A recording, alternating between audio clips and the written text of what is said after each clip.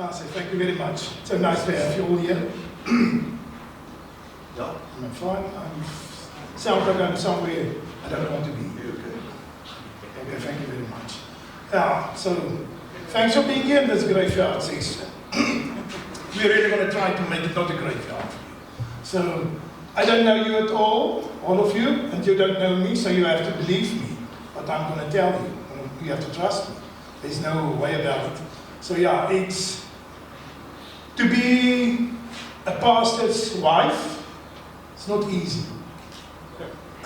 I promise you, it's not always easy to be a pastor's wife or pastor's husband, like in my case. My wife is a pastor, not me.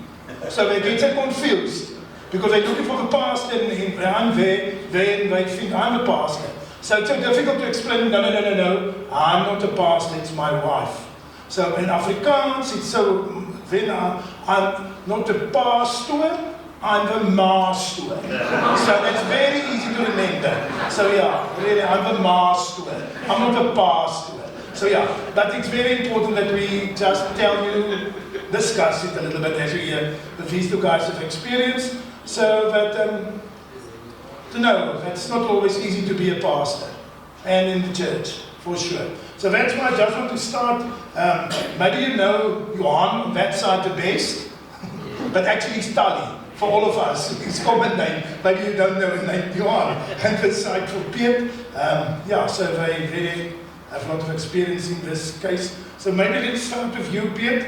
You've got a lot of experience with churches and fraternals. You are our ear on the ground to hear what's going on. Can you maybe tell us what's really concerning the churches, the pastors, what's really bothering them? Give us a reality check, please. Dries, it's a difficult question, especially after such a meal.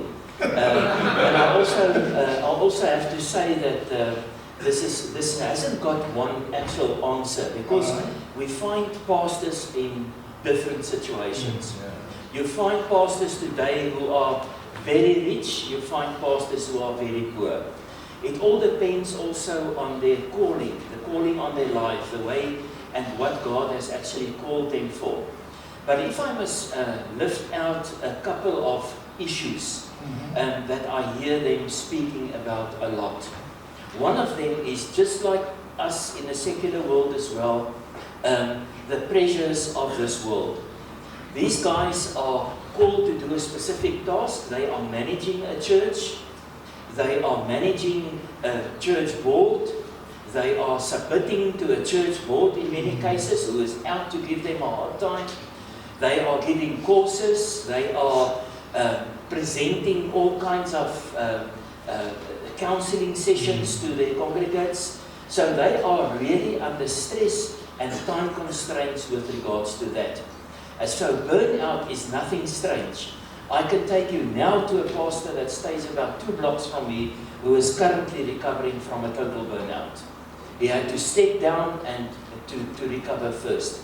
And just to give you some statistics, I read here in the Journal of Theory of 2019, I read that this year, this is now a forecast, this year 2,000 pastors will leave the ministry this year. That means 5 per day, between 5 and 6 per day, as we are sitting here. So today, 5 pastors are quitting. They cannot take it anymore. And that is the real life that we find out there. We must realize that they are in a battlefield. People spoke about, and we heard Jaco, for instance, saying, as leader in a leadership position, it was a tough year. We hear other people saying about this. These guys are in a battlefield every day of their lives. Then the second thing that I hear a lot is the lack of emotional and spiritual support. Now, if I take you back this moment a week ago, I was sitting with 5 pastors and we had a meeting. And interesting, the one pastor, Francisco Edvaldo, he is a foreigner from Brazil, and he said to us, while we were busy discussing something else, this topic came up, and he said, we lack support from one another. We lack support from our peers because I cannot even go to my co-pastor in the congregation because I don't trust him. So we've got nobody to go to. Where us as congregates, we can go to them and they can help us. So that is a serious issue that he mentioned right there in the meeting. Then obviously financial challenges. Many congregations are suffering, especially after COVID. We see the decline of church, what's going on in the churches. So there's huge financial strain, actually for survival in the churches. One pastor told me last Sunday, he said to me, you will not realize how many times I go to my church to preach, but I don't know how will I go back. If I don't get money, I will not be able to go back. And that's the reality. I'm talking across board now. I'm not isolating a specific congregation or something. And then obviously also the challenges that they face with regards to declining membership. Like us, we're experiencing the same thing. They are fighting everything. But one thing that we need to understand, I think, is their vision and their goal is exactly the same as ours. So we've got the same heart. They also want to advance the kingdom of God.